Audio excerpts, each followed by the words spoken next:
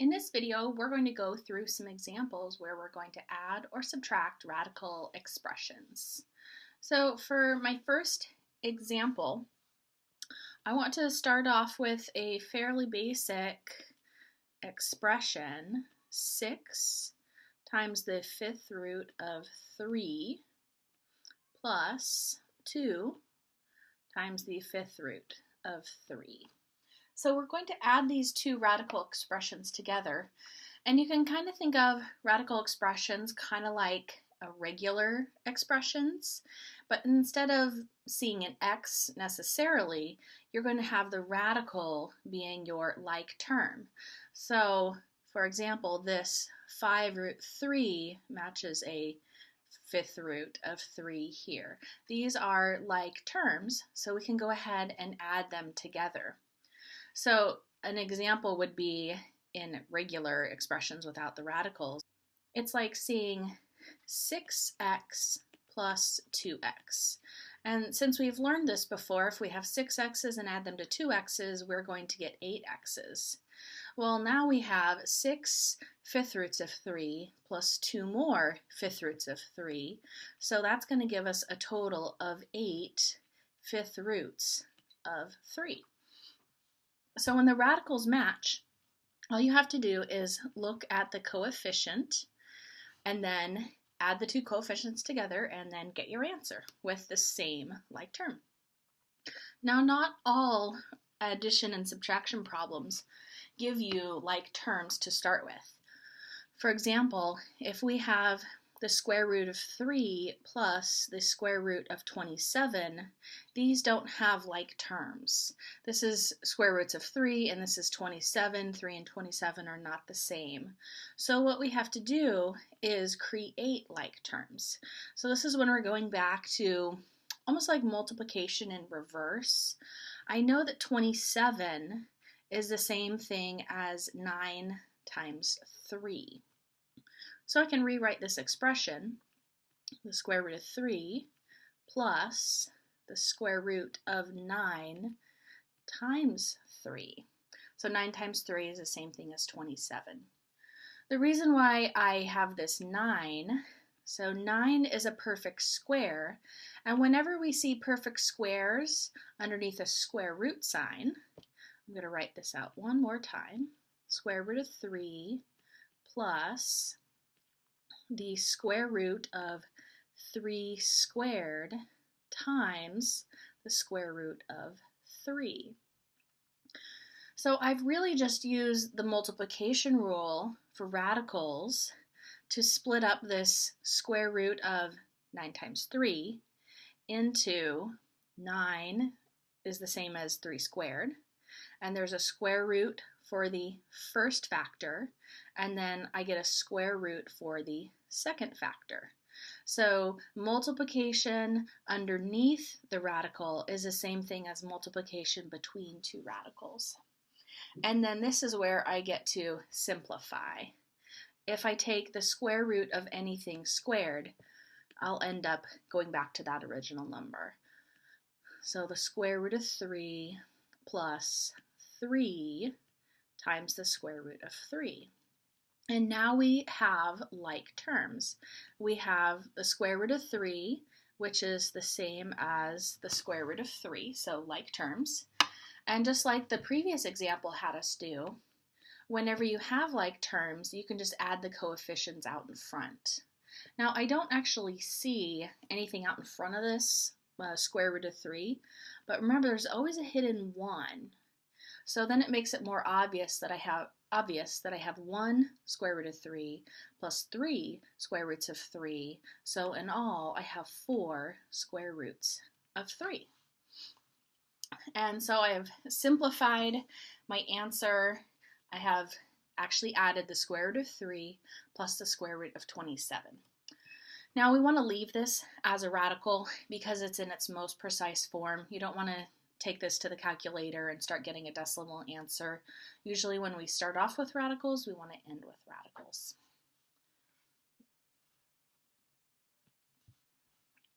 So let's try another example where we need to use multiplication to get like terms. 5 square root 12 plus square root of 75. So neither of these are the same, 12 and 75. So I'm going to try to find perfect squares because I'm taking square roots inside of the 12 and the 75 so I could try to create like terms. Back with this previous problem, 3 was broken down as much as possible. So when I started breaking down 27, I could see, oh, hey, there's a 3 that matches this 3. So I knew where to go. But when I see a 12 and a 75, I'm not exactly sure what to do. So I'll just start factoring. I know 12 is 4 times 3, and 4 is 2 squared, 2 times 2. 75, let's see, I know 25 goes into 75, and it looks like it goes in 3 times, and then 25 is 5 times 5. Oops, I'll write it like that. So I think I have found my common factor. They both have 3's, and then here's a 2 and a 2, so 2 times 2 times 2, 2 times 2 times 3 makes 12, and 5 times 5 times 3 makes 75.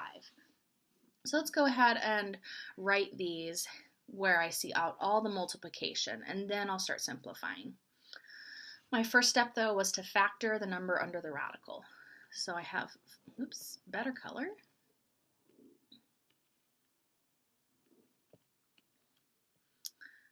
Five times the square root of 2 squared times 3, so that's equivalent to 12, plus the square root of 5 squared times 3.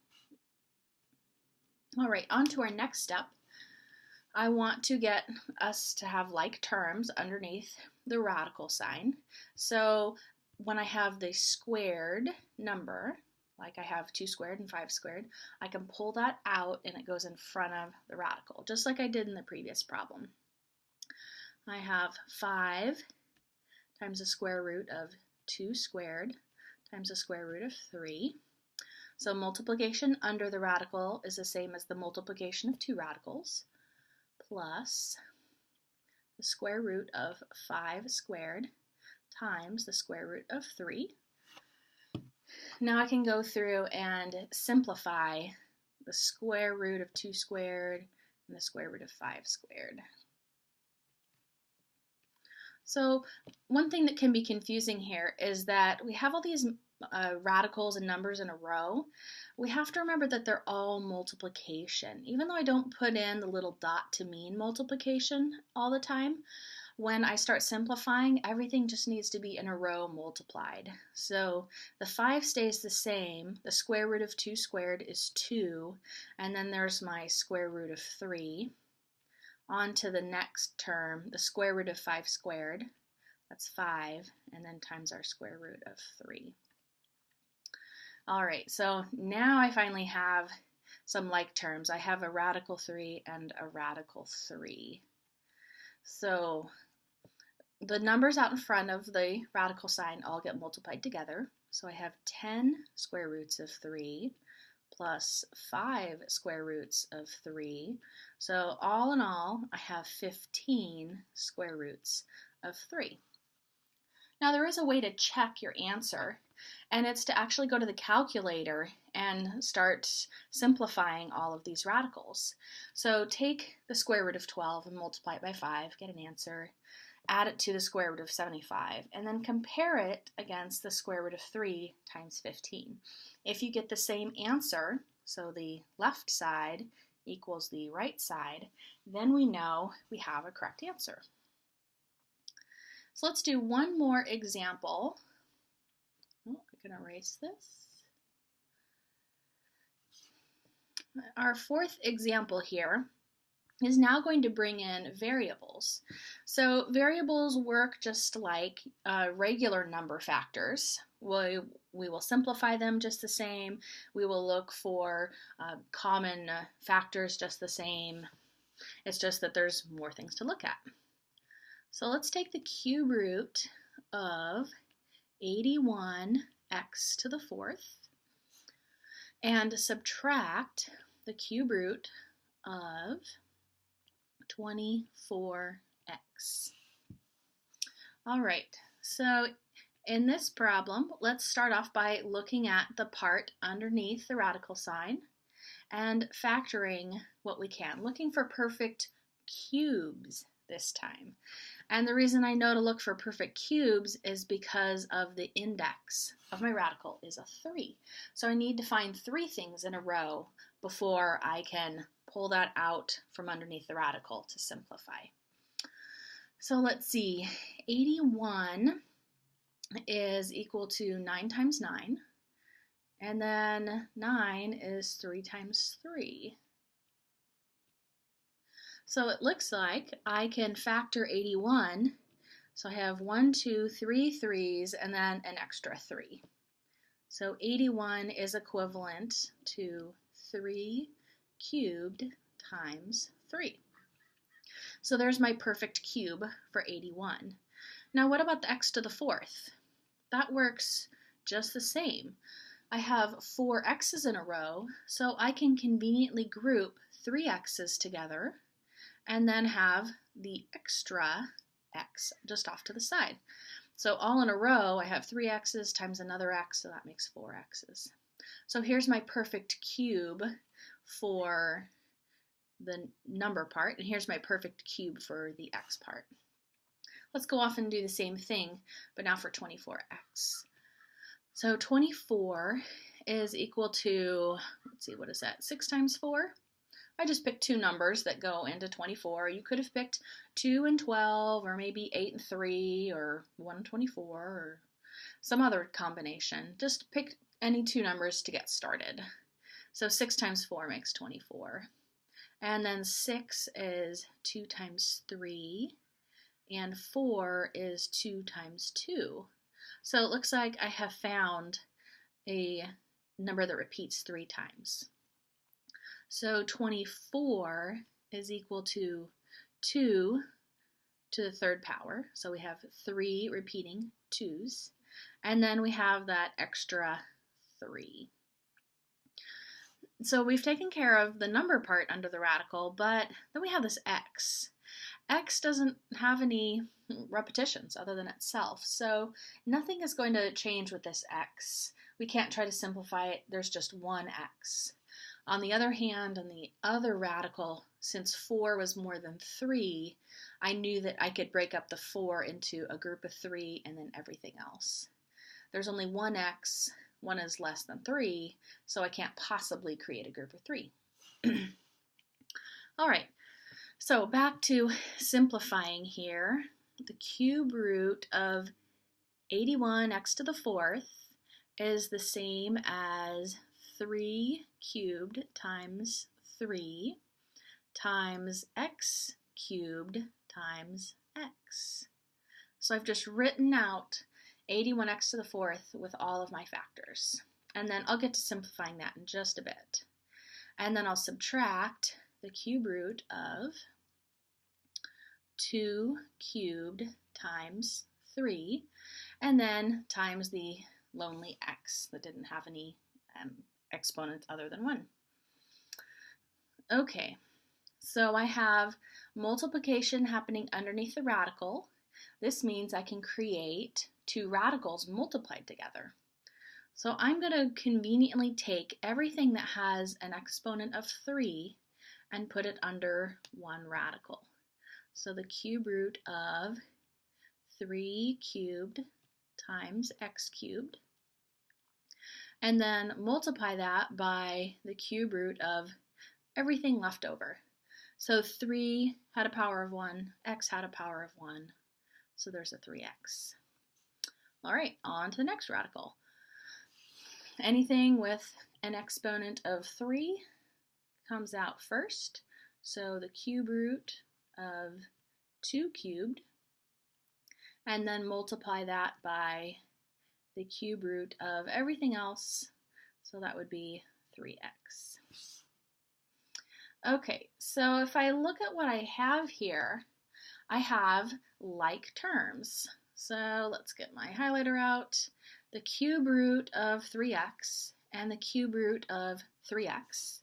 This is what makes my numbers have like terms. So I'll be able to play with these coefficients and then simplify because everything has a cube root of 3x in it. So I'm going to simplify some of my cube roots right here.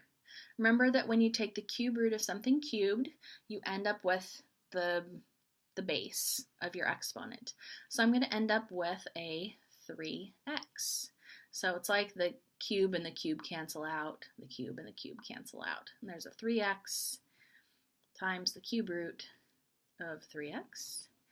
And then simplify this coefficient, cube root of 2 cubed. They cancel each other out, so I'll be subtracting 2, and then cube root of 3x. So I have my like terms. I'm going to highlight my coefficients here. So 3x and minus 2. So what I notice about these coefficients is that they aren't exactly like terms. This is 3x's and this is plain old 2. I can't actually do the subtraction and get an answer. All I can do is say, hey, this would be 3x minus 2, and whatever happens to x, we'll find out later if they give us a value of x. So we'll just say 3x minus 2, and then the like terms were the cube root of 3x, cube root of 3x. So I will write down my like term, cube root of 3x. So with this problem, it's really important to put the 3x minus 2 in parentheses because it's that entire bunch that is being subtracted, but then the common term was the cube root of 3x. So we want to make sure to keep the coefficients all together with the parentheses and then put the like term at the end. So that is a quick lecture on how to subtract and add radical expressions. And there's two types that you'll often see. The second type that we saw where we had to start splitting up the number under the radical sign. We saw that in example 4, we saw that in example 3 and example 2, or the very first type of radical problem where we already had like terms together and we just had to merge those two coefficients.